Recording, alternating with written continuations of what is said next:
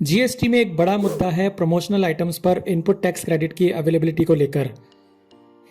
GST law अभी भी एक इवॉल्विंग लॉ है और इसमें कई मुद्दे ऐसे हैं जिनके बारे में रिक्वायर्ड क्लैरिटी नहीं है। ट्रेड एंड इंडस्ट्री के लिए एक ऐसा ही एक इम्पॉर्टेंट इशू है। सेल्स प्रमोशन के तौर पर अपने रिटेलर्स या होलसेलर्स को दिए गए मटेरियल्स पर इनपुट टैक्स क्रेडिट का बेनिफिट अवेलेबल होगा या नहीं।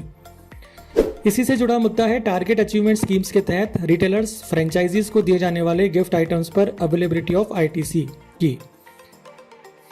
तो आइए आज बात करते हैं इंपॉर्टेंट इश्यूज के बारे में और एग्जामिन करते हैं कि जीएसटी लॉ में प्रमोशनल आइटम्स पर इन इनपुट टैक्स क्रेडिट की क्या पोजीशन है।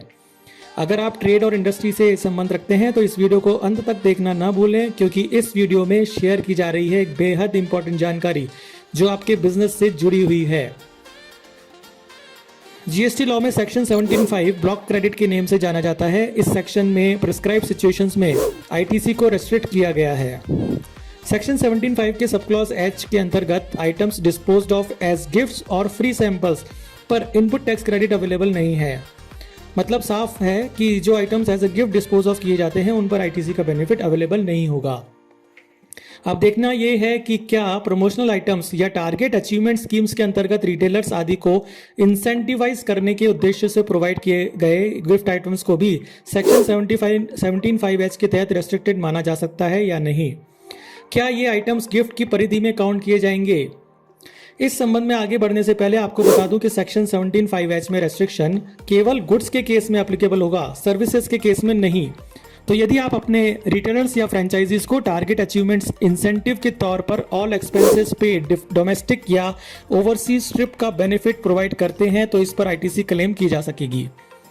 अब बात करते हैं advertising and sales promotion materials की।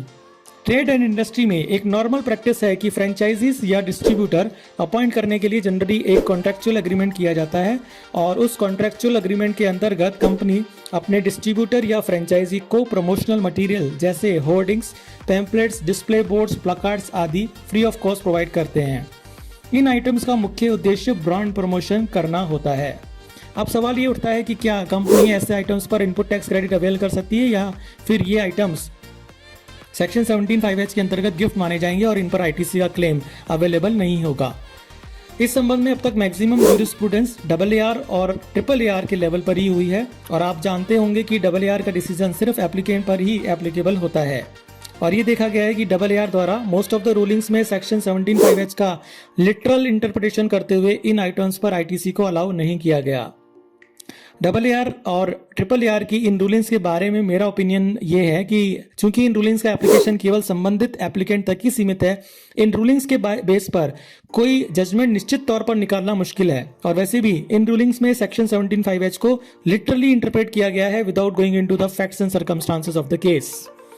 इसके अलावा गिफ्ट को जीएसटी लॉ में कहीं भी डिफाइन नहीं किया गया है। नॉर्मल पार्लेंस में गिफ्ट एक वॉलेंट्री और कंडीशनल होती है, यानी उसके साथ कोई भी कंडीशन अटैच नहीं होती और गिफ्ट्स प्योरली वॉलेंट्री नेचर के होते हैं।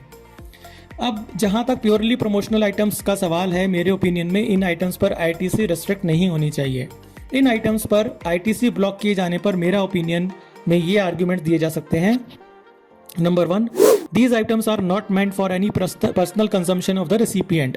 ये आइटम्स प्योरली बिजनेस नेचर के हैं और इनका किसी भी तरह से कोई पर्सनल कंजम्पशन नहीं किया जा सकता।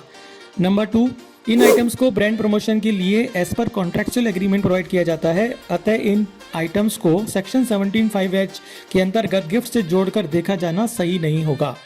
Number 3, promotional items in the course of और in the furtherance of business की एसेंशियल कंडीशन है, जो कि आईटीसी अवेलेबिलिटी का एक बेसिक आधार है, उसको फिल करते हैं, इसलिए इस पर आईटीसी का बेनिफिट अवेल नहीं किया जा सकता है। रिसेंटली पेज इंडस्ट्रीज के केस में AAR कर्नाटका ने इस तरह के आइटम्स पर सेक्शन 17(5) के तहत आईटीसी का बेनिफिट देने से इनकार किया है। इसी से जुड़ा एक और मुद्दा है टारगेट अचीवमेंट स्कीम्स के अंतर्गत दिए जाने वाले गिफ्ट आइटम्स पर आईटीसी की अवेलेबिलिटी को लेकर।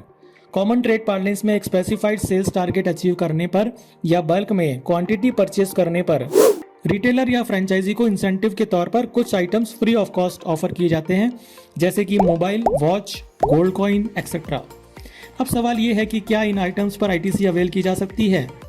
इस संबंध में अभी जीएसटी लॉ में कोई क्लैरिटी नहीं है और डिपार्टमेंट द्वारा सेक्शन 17(5) का हवाला देकर इन आइटम्स पर आईटीसी को रेस्ट्रिक्ट किया जा सकता है।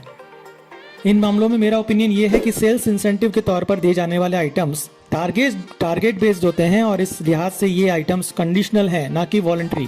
स्पेसिफाइड कंडीशन सेटिस्फाई करने पर ही रिटेलर इन आइटम्स के लिए एलिजिबल होता है, इसलिए इन्हें गिफ्ट कहना गलत होगा। यानी ये आइटम्स प्योरली गिफ्ट नहीं है और इनका संबंध नॉर्मल बिजनेस प्रैक्टिस से है, जिसके अंतर्गत रिटेलर्स आदि को इंसेंटिवाइज करने के उद्देश्य से एक स्कीम के तहत इन आइटम्स को दिया जाता है। इसलिए इन पर आईटीसी रेस्ट्रिक्ट नहीं की जानी चाहिए। मेरे नज़रिए से ये आइटम्स भी सेक्शन 17(5)(h) में फॉल नहीं करेंगे। एक लीगल आर्ग्यूमेंट ये भी है कि ये एक सेटल्ड ज्यूरिस्प्रूडेंस है कि where there are two views possible, the view which is more beneficial to tax payer must be adopted. तो जहां डिफरेंस ऑफ ओपिनियन हो वहां पर टैक्स पेयर के लिए बेनिफिशियल व्यू को ही प्रायोरिटी मिलनी चाहिए। साथ ही लॉ मेकर्स की इंटेंशन को भी ध्यान में रखा जाना चाहिए। टैक्स लॉस का स्ट्रिक्ट इंटरप्रिटेशन किया जाना चाहिए, लेकिन जहां पर नॉर्मल बिजनेस प्रैक्टिस और डिफिकल्टी टू टैक्स पेयर का मैटर हो वहां पर facts and circumstances of the case के मद्देनजर लॉ को राइट अर्नेस्ट में ही इंप्लीमेंट किया जाना चाहिए।